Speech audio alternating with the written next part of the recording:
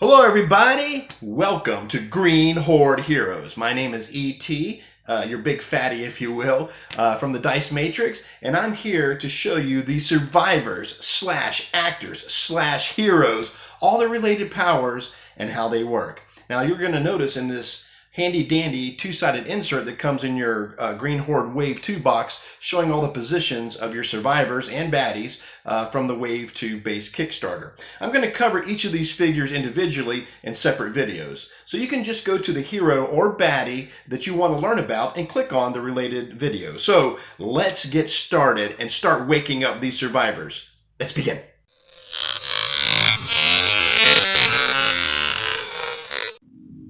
It's wake up time for Brix Moonshine. Get up, it's time to be a hero. All right, Brix Moonshine, you're on the board. Let's go take a look at your card real quick. All right, Brix Moonshine, your blue level ability, beginning ability, is Brother in Arms, Search +1 card. And then also you start with Taunt. So let's just take a look at those abilities real quickly here. All right, Brix Moonshine, so you have 3 actions as a hero, as we all know. Let's say we spend an action to move, spend another action to move in here, and then it's like, hey, Baron, my old friend, how are you doing? Oh, I'm doing pretty well. What are you doing? Baron's like, I don't know. I'm chilling out. I'm thinking about maybe searching. He goes, well, I have an action left. Let me search. Brother in Arms is an ability that lets you trigger when you're going to be with another survivor in the same zone. Not only do you get the benefit of the listed Brother in Arms ability, but if someone is in the room with you, they will get that benefit as well if they take that action. So Brix Moonshine says, I'm going to search with my last action, so instead of drawing 1 card, he'll draw 2 cards, which is amazing. And that would probably end his turn. Now, Baron on his turn, he says, well, you know, I'm going to leave. But before I leave, I might as well search because he will draw 2 cards as well. All right, and that's the first Brother in Arms Search +1 card ability from Brix Moonshine. The second one, of course, is a cool ability called Taunt that we're familiar with some of the other base characters. So let's just say we have a couple of walkers hanging out here in a zone, and Baron was like, oh man, I didn't want to get caught up with these guys, even though I can kill anybody because I'm Baron.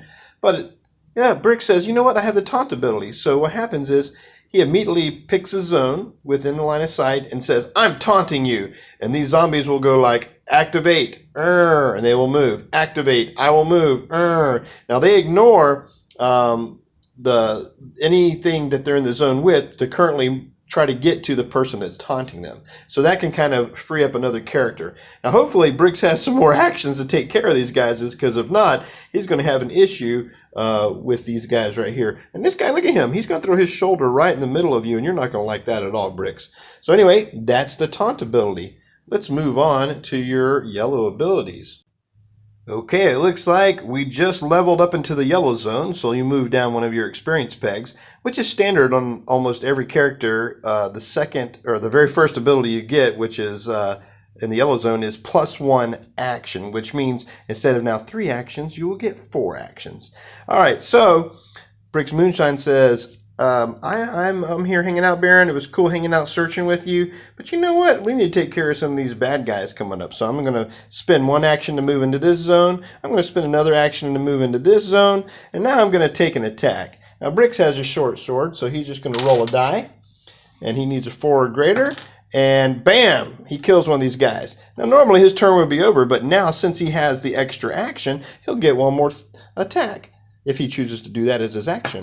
He could just make noise. You couldn't see what I rolled, but it was a 2. So hopefully, since I missed, Baron will come and save me, because Brix Moonshine, you're in trouble now.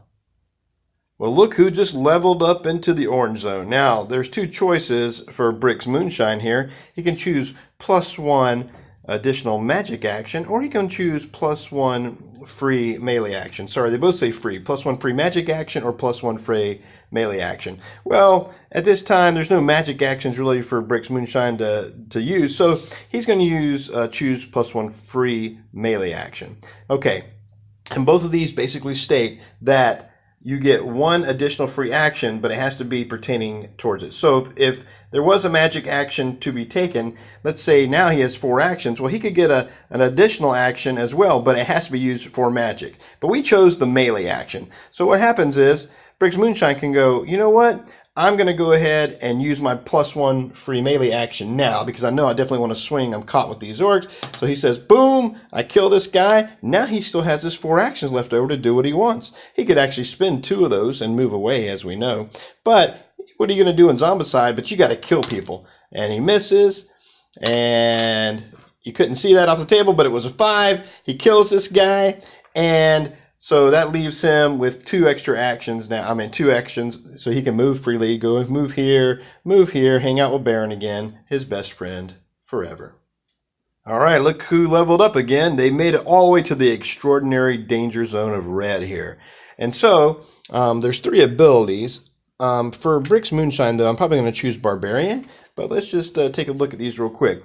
The first one he can choose from is the +1 combat action. So in this ability, it works similar to the +1 melee action, but you can choose each turn to make it a melee, a ranged, or a magic action as an additional action. But you have to specify what you're doing it as and that you're using your combat free action on that. Now, the second one and the last one is Barbarian and Mana Rain, and they work pretty much the same, except for Barbarian replaces like the weapons number, and the mana rain replaces the dice number for the magic attack, basically. So let me give an example of the Barbarian and it'll give you a better idea. So we got old Brix Moonshine hanging out here. And I don't know, Baron, he's just chilling out on the square. I don't think he ever wants to move. So they say you spend an action, you move in here. Now normally, unfortunately, this whole game, poor Brix has been stuck with a short sword, which only has 1 die that you roll for damage, but he now has Barbarian. So now, instead of that, he can look at the number of zombies in the zone, which is 4, and instead, he can roll that many dice. So his 1 action, using the Barbarian ability, he'd roll this many dice, and it looks like 3 of them died. Now, unfortunately, Barbarian now doesn't really apply as well, but he killed 3 with 1 action shot because of his Barbarian ability. Now, he'll just use 1 for his short sword, or 1 for his Barbarian, whichever way you want to look at it. But the Mana Rain, the last ability, works pretty much exactly the same. Instead of replacing the dice number for the weapon, you're replacing it the dice number for the spell. And that is pretty much all of everything except this one little spot up here. His special backpack ability is that in this slot, instead, you can hold a curved dagger instead of your armor. So that is an option for his secondary kind of backpacking item. I know that backpack's actually here, but you know, this is where your armor goes. And so instead of armor, he can have his curved dagger there. And that cleans us up on the first coverage of the first hero in the Green Horde Hero series, which is Brix Moonshine. Hope you guys enjoyed. Thanks for watching. Please subscribe and have a great day.